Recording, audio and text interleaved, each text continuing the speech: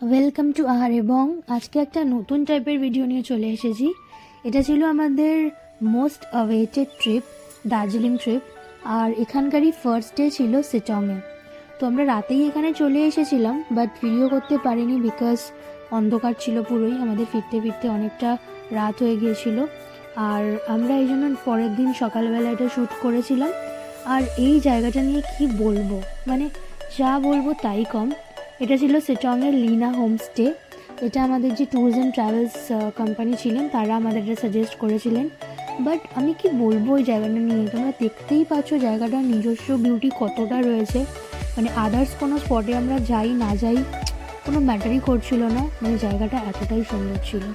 এখানে পুরো কোজি একটা অ্যাম্বিয়েন্স ছিল, এমন না তোমাকে অনেক ফ্যামিলির সঙ্গে থাকতে হবে। নিজেদের ফ্যামিলিকে নিয়েই এখানে শুধু থাকতে পারো পার্সোনালাইজডভাবে।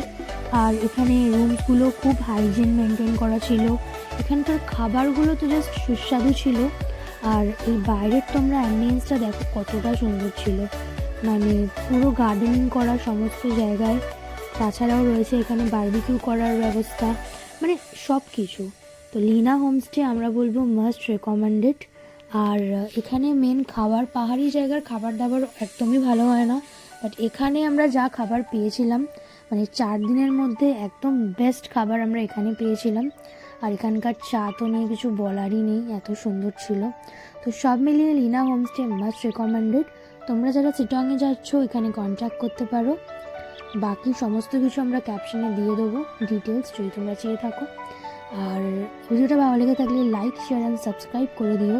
আর এরকমই আরও অনেক আমাদের দার্জিলিংয়ের ছোটো ছোটো এক্সপিরিয়েন্স তোমাদের সাথে শেয়ার করব। তো সঙ্গে থেকো আর সাবস্ক্রাইব করে দিও।